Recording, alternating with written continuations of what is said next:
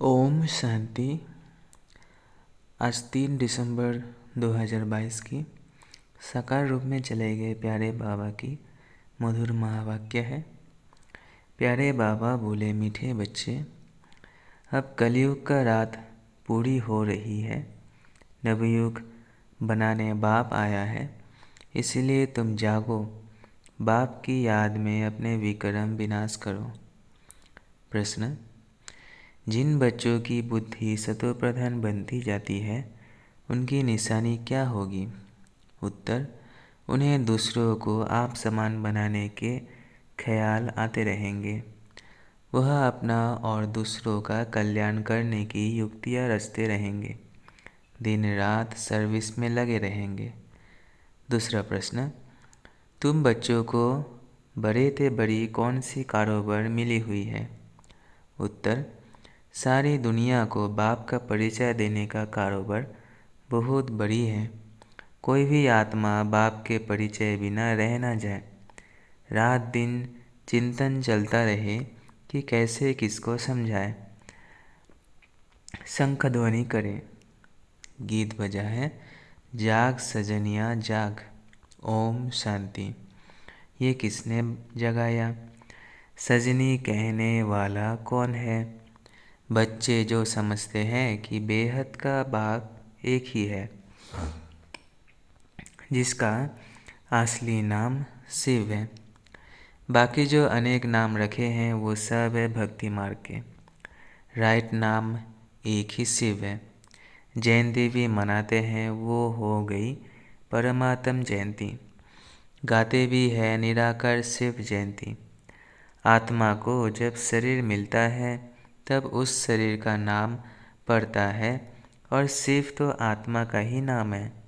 उसको कहा जाता है सुप्रीम सोल।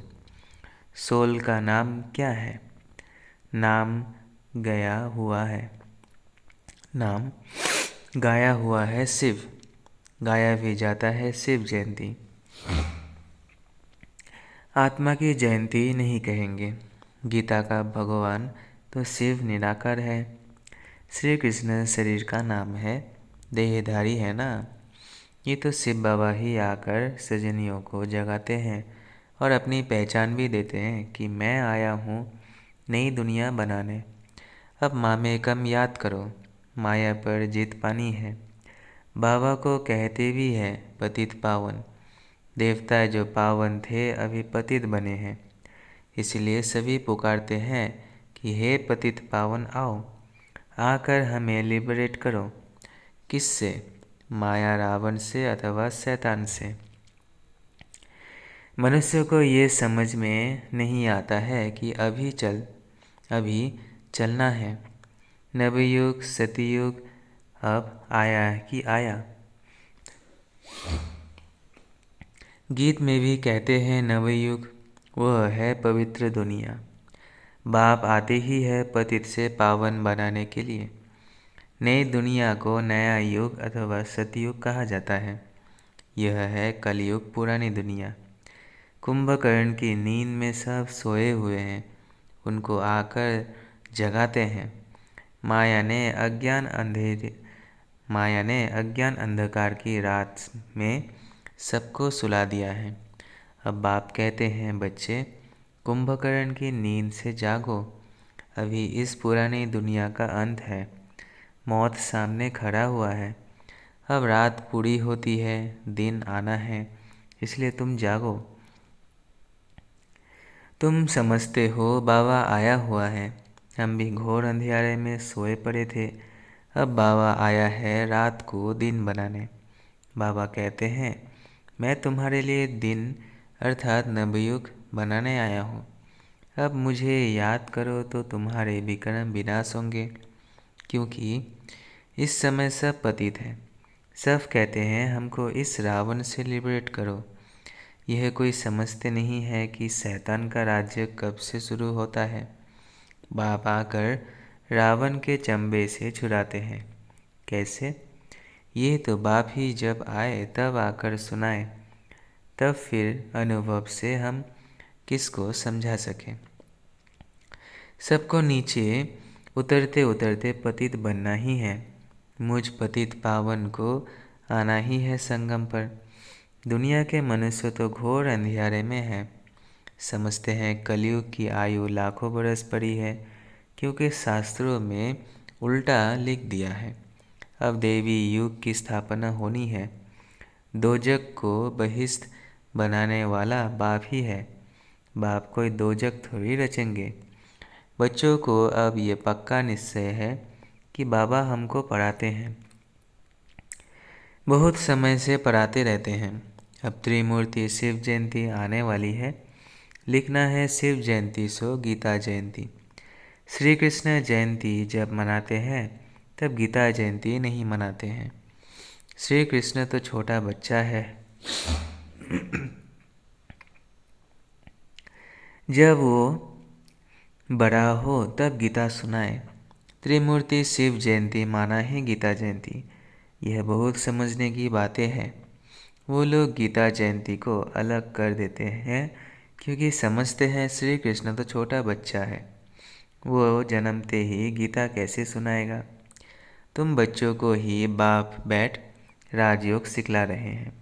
ये भी गाया हुआ है, सेकंड में जीवन मुक्ति। बैरिस्टर के स्कूल में बैठा तो बैरिस्टरी पढ़ने लग पड़ते। उसमें एम ऑब्जेक्ट है, मैं बैरिस्टर बनूंगा। बाकी उसमें ऊंच पद पाना है, ये फिर पढ़ाई पर मादर है। कोई फिर अच्छा पढ़ते हैं तो उच्च पद पाते हैं, नहीं पढ़ते तो पद भी कम। सारा मदर है पढ़ाई पर। तुम यहाँ मनुष्य से देवता बनने आए हो, परंतु देवताओं में भी नंबरवार मर्तबे है। कोई फर्स्ट क्लास, कोई सेकंड क्लास, कोई थर्ड क्लास।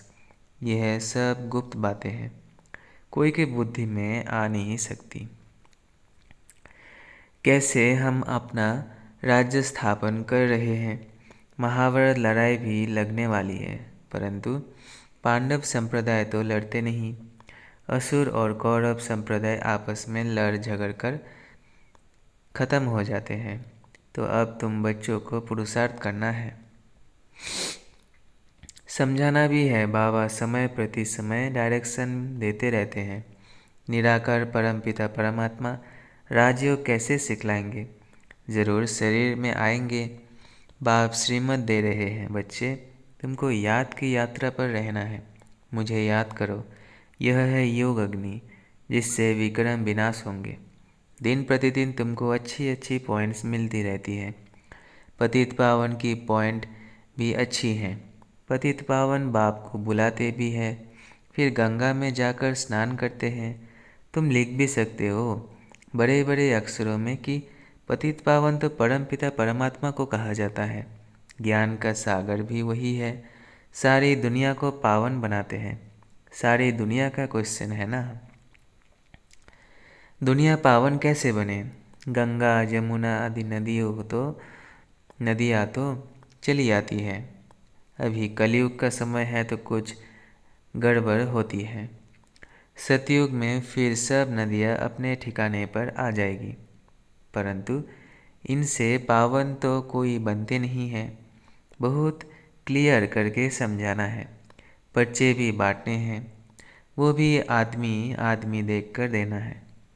मुख्य 2-3 पॉइंट्स ज़रूर समझानी है। वास्तव में इस समय सब पतित भिखारी है, सबकी उतरती कला है। गुरु नानक ने भी कहा है कि मूत पलेती कपड़ धोए। भारत को श्रेष्ठाचारी तो बनना ही है। इसको भ्रष्टाचारी कहेंगे। श्रेष्ठाचारी सिर्फ देवता है इस समय, और कोई बन ना सके, क्योंकि माया का राज्य है ना।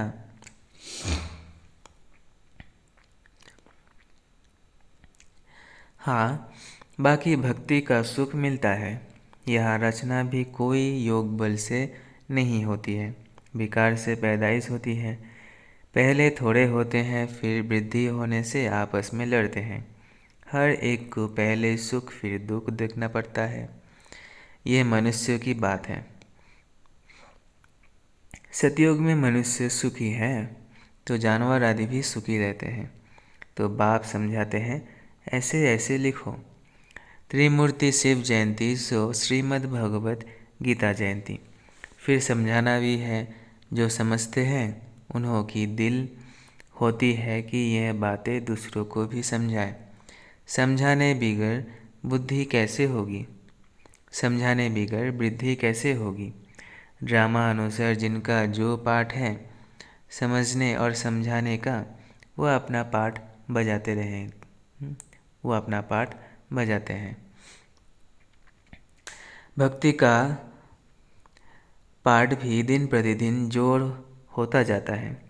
गाया भी हुआ है, जब भंबोर को आग लगती है तब आँख खोलती है। तुम बच्चों को शंख ध्वनि करनी है, रात दिन चिंतन चलना चाहिए। कैसे किसको समझाए, सारी दुनिया को बाप का परिचय देना कितनी बड़ी कारोबार है। दुनिया कितनी बड़ी है, बहुत धर्म बहुत खंड है। सतयुग में एक ही धर्म होता है, फिर वृद्धि को पाते हैं। यह भी समझते हो, प्रजापिता ब्रह्मा द्वारा ही ब्राह्मण पैदा होते हैं। ब्राह्मण वर्ण भी नहीं दिखाते हैं तो पैदा करने वाला भी नहीं दिखाते हैं। तो ये समझाना है, कौरव और पांडव दिखाते हैं, तुम हो ब्राह्मण। प्रजापिता ब्रह्मा कुमार कुमारियाँ है तो प्रजापिता ज़रूर चाहिए, जिससे भिन्न भिन्न बिरादरियाँ पैदा होती हैं। देवता क्षत्रिय वैश्य शूद्र दिखाते हैं, बाकी संगम योगी ब्राह्मणों को गुम कर दिया है। गायन भी करते हैं त्रिमूर्ति ब्रह्मा, परंतु त्रिमूर्ति ब्रह्मा का अर्थ नहीं निकलता। उन्हों को देने वाला कौन, तुम समझते हो। निराकार बाप ने ब्रह्मा मुख द्वारा बैठ समझाया है। ब्रह्मा के मुख कमल से बच्चे पैदा होते हैं। जब तुमको सुनाए तब ब्रह्मा भी सुने। तुम ना होते तो शिव बाबा क्या करते। एक को तो नहीं सुनाया जाता है। शास्त्रों में एक अर्जुन का नाम लिख दिया है, तो जिस समय जो पॉइंट्स निकलती है उस समय उसी सर्विस में लगना चाहिए। तुम्हें हर बात बहुत क्लियर करके समझाई जाती है, परंतु योग में रहे पावन बने, यह मेहनत है। 20 छोड़ना कितनी मेहनत है। 20 पर ही झगड़ा लगता है। तो बच्चों को सर्विस पर ये अटेंशन देना है कि पढ़कर पढ़ाना है। इस सर्विस में ही कल्याण है। ओना रहना चाहिए। जो नए आते हैं उनसे फॉर्म भराने वाले बहुत तीखे चाहिए। फॉर्म भराने समय ये भी पूछो, तुम साधना करते हो, मुक्तिधाम जाने चाहते हो ना। मुक्तिधाम का मालिक तो एक ही परमपिता परमात्मा है। वो बाप ही आकर पावन बनाते हैं। यह स्नान आदि तो भारत में ही करते हैं और धर्मों में नहीं करते।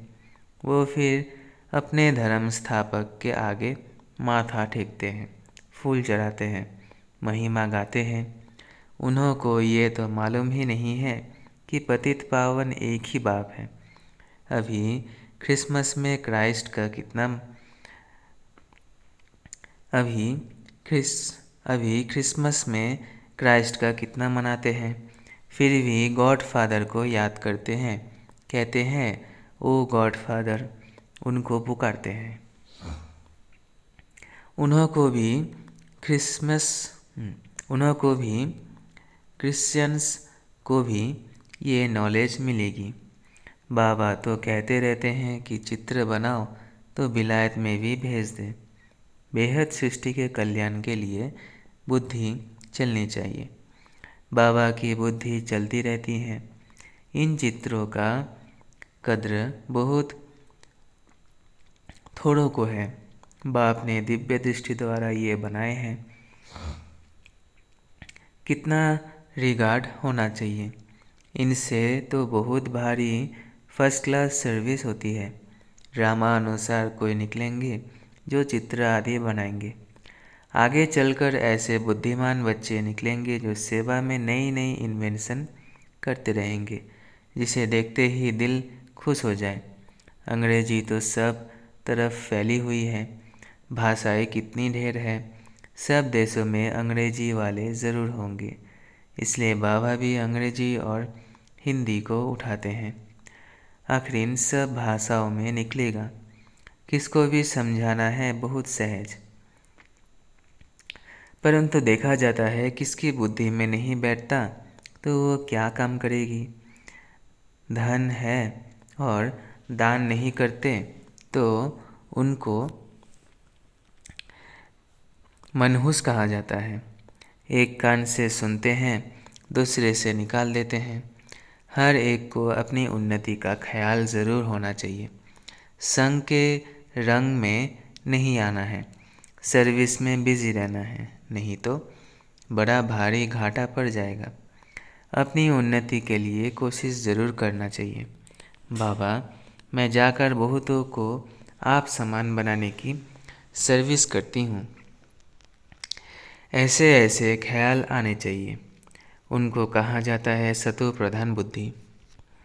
तमो प्रधान बुद्धि ना अपना ना दूसरों का ख्याल करते हैं, उनको बेसमझ कहा जाता है। सतो प्रधान बुद्धि समझदार है। हिसाब किताब भी कोई कोई का बहुत कड़ा रहता है, समझते हुए भी फंसे हुए हैं।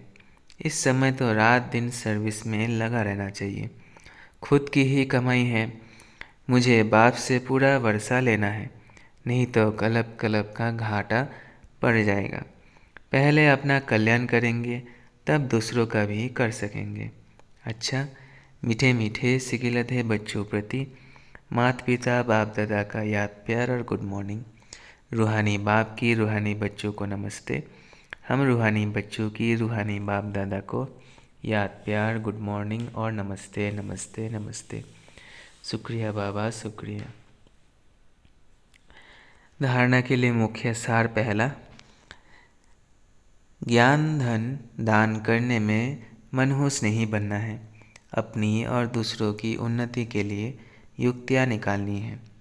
दूसरा, मनुष्य से देवता बनने की पढ़ाई पढ़नी और पढ़ानी है। सर्विस और पढ़ाई पर पूरा अटेंशन देना है। कड़े हिसाब किताब को योग बल से चुकतू करना है। वरदान, याद और सेवा द्वारा अपने भाग्य की रेखा श्रेष्ठ ते श्रेष्ठ बनाने वाले भाग्यवान भव। याद और सेवा द्वारा अपने भाग्य की रेखा श्रेष्ठ ते श्रेष्ठ बनाने वाले भाग्यवान भव। ब्राह्मणों की जन्म पत्र में तीनों ही काल अच्छे से अच्छे हैं। जो हुआ वो भी अच्छा, और जो हो रहा है वो और अच्छा, और जो होने वाला है वो बहुत बहुत अच्छा। सभी के मस्तक पर श्रेष्ठ तकदीर की लकीर खींची हुई है। सिर्फ याद और सेवा में सदा बिजी रहो। ये दोनों ऐसे नेचुरल हो जाए जैसे शरीर में श्वास नेचुरल है। भाग्य विधाता बाप ने याद और सेवा की यह विधि ऐसी दी है जिससे जो जितना चाहे उतना अपना श्रेष्ठ भाग्य बना सकते हैं। स्लोगन है, संतुष्टता की सीट पर बैठकर परिस्थितियों का खेल देखना ही संतुष्ट मणि बनना है। संतुष्टता की सीट पर बैठकर परिस्थितियों का खेल देखना ही संतुष्ट मणि बनना है। अच्छा, ओम शांति, ओम शांति, ओम शांति।